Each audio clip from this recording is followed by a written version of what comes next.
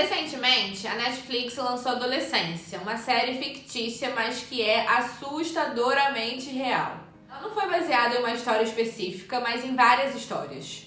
A trama gira em torno de um garoto de 13 anos que mata uma colega da escola de 14 a facadas. E embora não seja baseada em um caso específico, a série reflete uma realidade triste e crescente. Meninos cada vez mais jovens sendo arrastados por discursos de ódio e violência contra as mulheres. O que leva um adolescente a cometer um crime tão brutal?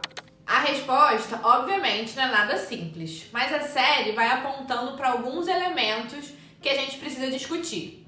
Machismo, misoginia, cultura do estupro, pornografia, poder, internet, redes sociais, responsabilidade da família, papel da escola e a forma como meninos e meninas são criados e diferenciados desde muito cedo. São muitos os temas que atravessam o conteúdo da série. Não é simples, não tem resposta pronta, muito menos resposta fácil. É um dedo na ferida de todo mundo, porque todo mundo tá dentro dessa dinâmica. Os estereótipos de gênero moldam expectativas e comportamentos desde a infância. As meninas crescem ouvindo imperativos como: seja boazinha, ninguém gosta de menina que fala muito, você precisa se dar o respeito. Enquanto isso, os meninos são ensinados a reprimir emoções, a endurecer para provar sua masculinidade pela força, sem espaço para lidar com as frustrações. E então, muitos desses meninos encontram na internet comunidades que validam esses sentimentos sem nome, e eles transformam em raiva, agressividade e violência. A série Adolescência não apenas escancara essa dinâmica, essa nossa realidade, mas ela também propõe uma reflexão urgente sobre esses contornos da masculinidade e a forma como a violência se manifesta dentro de uma cultura que ainda naturaliza a hierarquia de gênero, a desumanização do outro e a objetificação e subjugação das mulheres. O fato inicial da série, o assassinato da menina, não é uma grande surpresa e nem é esse o foco principal. O que está em jogo não é apenas o crime em si, mas as motivações culturais que tornam esse tipo de violência possível. Quem falhou? O que falhou? O que acontece na construção de um menino para que ele se torne capaz de um ato como esse? Eu achei a construção da série brilhante e achei incrível que eles não tentam oferecer respostas, muito menos respostas fáceis. Ela vai entregando os fatos de maneira nua e crua, sem tentar explicar ele ou moralizar. E essa escolha torna ela muito honesta e muito impactante. Tudo na série comunica, da direção aos diálogos, o uso do plano sequência, que não me parece ter sido uma escolha aleatória. E como alguém que é apaixonado por audiovisual, eu preciso falar sobre como esse tipo de construção narrativa é um desafio técnico gigantesco. Você precisa orquestrar esses atores, a precisão dos tempos, dos tons, o impacto da câmera contínua na experiência do espectador, que faz com que a gente se sinta dentro da história, como ele e com ele. Tudo é simplesmente brilhante. A escolha do plano sequência, ela também simboliza uma metáfora. Esse momento que é a adolescência, onde cada detalhe importa e vai fazendo sentido para quem você é. E também acho que ela traz tudo que a série trata, mostrando que certas coisas, a partir do momento que elas começam, são muito difíceis de parar. Desde o primeiro episódio, a série vai desconstruindo a ideia de que a violência sempre se manifesta de forma grandiosa ou óbvia. A gente tem a ideia do homem violento com um homem com cara de mal. Só que a violência é muitas vezes silenciosa, latente. Ela vai sendo construída na fragilidade e na solidão. O adolescente de 13 anos que faz xixi na cama de nervoso quando a polícia chega é o mesmo adolescente que esfaqueia uma menina até a morte. A série não justifica ele, ela vai mostrando elementos e expondo a sua vulnerabilidade, a sua incapacidade de sustentar a sua própria narrativa, a sua fragilidade emocional, a sua confusão. Não é sobre inocência ou culpa, mas é sobre um sistema que falha em ensinar meninos a lidarem com as suas emoções antes que a raiva vire ódio. Em alguns casos, se tornem uma tragédia. E eu achei que foi de fundamental importância a série ter sido escrita e idealizada por um homem. É sobre isso que a gente fala quando a gente diz que precisa trazer os homens para o debate.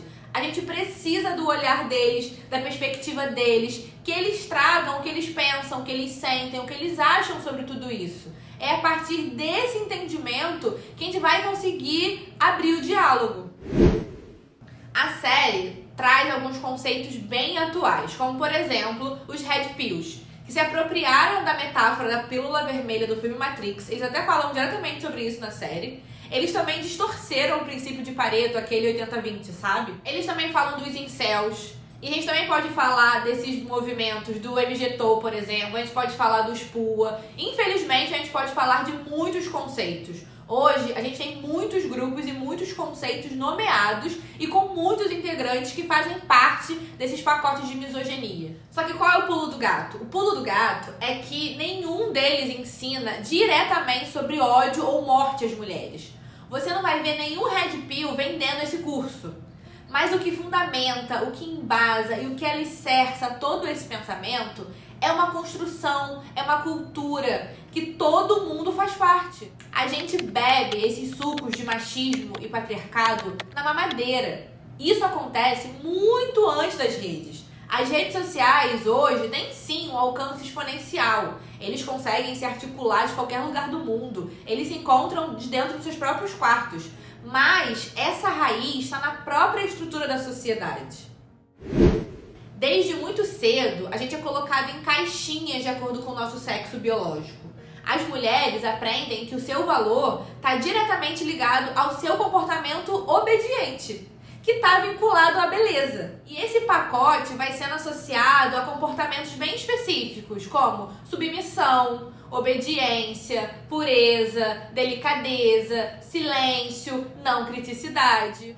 Do outro lado, os homens são pressionados a desempenhar o papel do provedor, do garanhão, do forte, do corajoso. E assim, eles acreditam que eles merecem uma recompensa por esse esforço. E essa recompensa, muitas vezes, é uma mulher. O termo esposa troféu, ela ilustra bem essa lógica. Ela simboliza que aquele homem venceu, que ele teve sucesso e por isso ele merece uma parceira que o exalte. A ideia de que mulheres são objetos a serem conquistados e que apenas certos tipos de homens conseguem essa conquista, geralmente através de poder, dinheiro ou até mesmo violência, está presente na nossa cultura há milênios. Desde sempre, a sociedade tratou mulheres como propriedades, algo que também se refletia até nas leis. E dentro dessa dinâmica se estabeleceu a noção de que os homens têm direito sobre os corpos femininos e que se não conseguirem esse domínio pelo poder, pela influência, pelo charme ou sedução,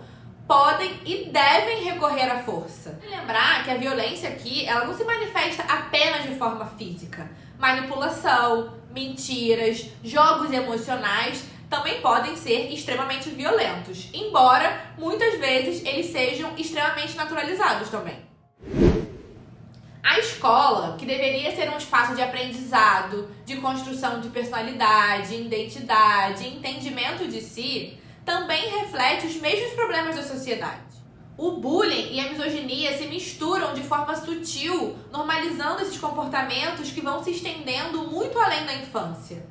Os comentários que diminuem a dor do outro, as atitudes que reforçam essas hierarquias de poder, nos mostram que não só a falta de empatia dentro das escolas, mas também como desde cedo os meninos e meninas absorvem a ideia de que a virilidade e o domínio masculino são mais importantes do que o respeito. Isso se reflete nos próprios alunos, que quando vão crescendo, cercado por esses discursos de ódio e você vai aceitando também a agressividade como algo natural, eles acabam reproduzindo esses padrões. No fim, fica claro que não se trata apenas de um caso isolado, mas de um problema muito maior, que está enraizado na forma como a sociedade ensina ou deixa de ensinar sobre respeito e igualdade. Essa misoginia que a gente fala, ela não nasce do nada, ela é aprendida, repetida, normalizada e hoje ela está sendo muito amplificada pelo algoritmo. Se você é um menino de 13 anos navegando pela internet, há grandes chances de você estar sendo bombardeado por conteúdos que reforçam discursos machistas. O caminho é quase automático. Aparece um vídeo sobre como ser mais confiante, que vai levando a um outro vídeo de como lidar com mulheres, que logo vai se transformando em um discurso de desprezo e desumanização. É um efeito cascata. O que vai começando como conselhos que são aparentemente inofensivos, logo vai se tornando um ciclo de ódio e ressentimento. E isso não é só teoria. Há estudos, livros e cursos para fundamentar esses conceitos para esses meninos. Tem gente ganhando muito dinheiro com isso. E quanto mais esses jovens interagem com esse tipo de conteúdo, mais eles recebem. E quanto mais eles recebem, mais eles acreditam. E aos poucos, os discursos que deveriam chocar passam a soar normais. E a misoginia, que já está presente na nossa sociedade, que está na base social, ela vai ganhando um impulso avassalador dentro desses espaços. O reflexo disso aparece em todos os lugares que os jovens estão. Seja na escola, nos xingamentos da escola, nas redes sociais, nos comentários, nos jogos gamers, nessas comunidades.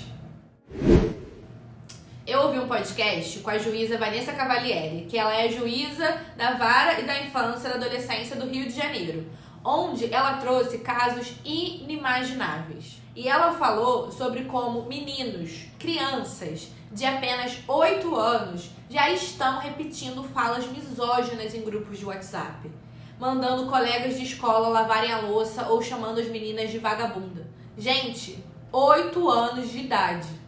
Isso não surge do nada. São pequenos sinais de um fenômeno muito maior, de uma estrutura que já existia e que a internet só chancela e acelera. E o pior é que na ponta extrema dessa escala estão esses grupos de ódio, onde a violência não é só incentivada, como ela também é glamorizada. O que começa com essas piadas que são aparentemente inofensivas leva à radicalização. O problema não está distante e a série traz muito essa perspectiva. Ele está aqui, ele está afetando os meninos e homens todos os dias, moldando essa nova geração dentro de um ciclo de misoginia cada vez mais intenso. E enquanto a gente fingir que isso não é um problema, que só faz parte dos homens como eles são, esse problema só vai continuar crescendo. Eu gosto que eles trazem a família de uma forma muito normal. Pode ser a família de qualquer um. Eles não são ricos, eles não são pobres, eles têm uma vida normal. Eles são pessoas normais que têm uma vida absolutamente normal. Eu vi várias pessoas falando que a família é disfuncional, que a família é adoecida, que o pai tem dificuldade de contato, que a mãe age com mecanismos de defesa. Gente, que família que não tem questões? Eu gostei que eles trouxeram uma família estruturada de alguma forma, que representa que isso pode acontecer na sua casa, que isso pode estar acontecendo na sua casa agora. Se você não sabe o que se passa dentro do quarto do seu filho, tem grande chance dele estar sendo sequestrado para esses conteúdos. Essa juíza, no podcast que eu falei, ela traz que as mães não sabem o que os filhos fazem, mas que o Google sabe, que a Interpol sabe, e que as coisas, quando chegam para ela e ela confronta os pais, eles ficam desacreditados. As famílias tendem a achar que quando os filhos estão na rua, eles estão expostos aos perigos da vida e tal. Mas muitas vezes eles esquecem que tem muito perigo na tela do celular, do computador. Muitos pais controlam a vida dos filhos no mundo real, mas ignoram o que acontece no digital. É urgente a gente falar sobre isso, estudar sobre isso, entender essa questão social, coletiva. Não é uma questão individual. Essa série, ela traz tantas camadas. E falando em família também, eles focaram bastante na relação do pai com ele. Eu achei até curioso no primeiro momento, tava até estranhando por que tanto foco nisso, porque o menino mata uma menina. Ele tem uma mãe e uma irmã, e a preocupação dele é o pai. O foco da série é no sentimento do pai, isso foi bem marcado pela última cena. Mas depois eu entendi que eles queriam mostrar as facetas da masculinidade. É esse o papo.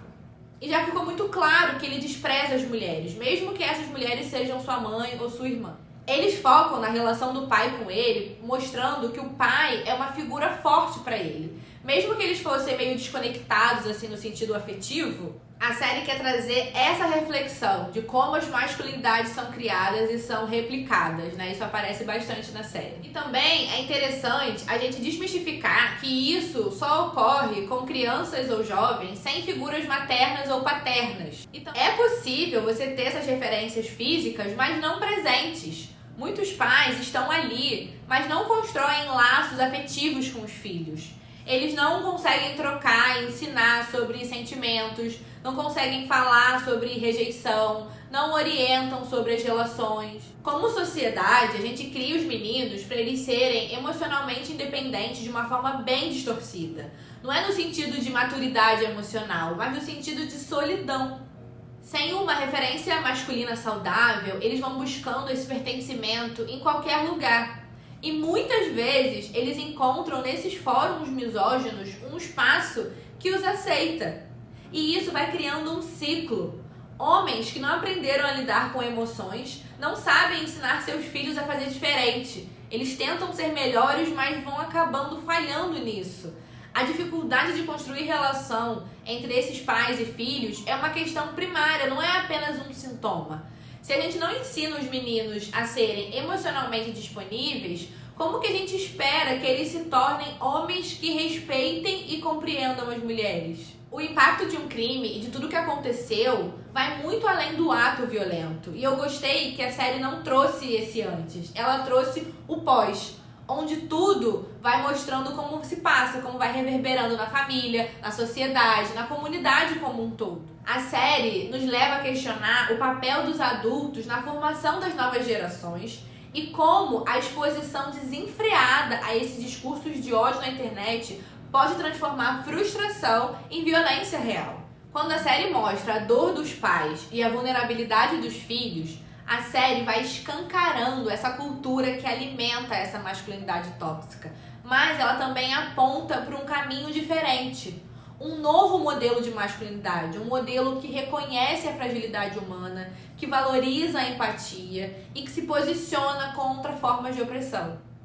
Novamente, gente, não é simples, mas a gente consegue vislumbrar um caminho, um caminhar, uma luz no fim do túnel. No fim, a série é um alerta sobre como a sociedade, ao seguir repetindo esses padrões ultrapassados, vai continuar permitindo que esses comportamentos se espalhem.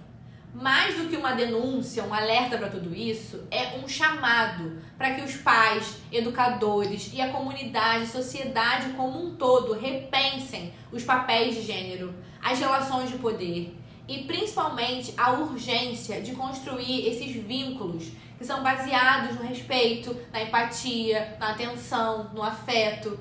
Se a gente quer mudar esse cenário, a gente precisa ensinar os meninos a lidar com rejeição, a ver mulheres como pessoas e não como prêmios, a construir relações baseadas no afeto e não no poder, a entender que o respeito é a base de qualquer relação saudável.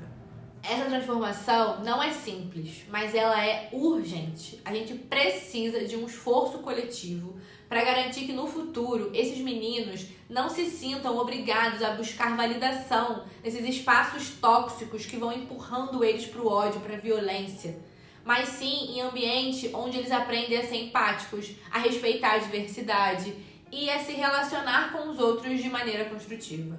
A masculinidade precisa ser repensada para que os meninos se tornem homens que saibam lidar com suas emoções de forma saudável, que compreendam a igualdade de gênero e que sejam capazes de construir uma sociedade mais justa para todo mundo.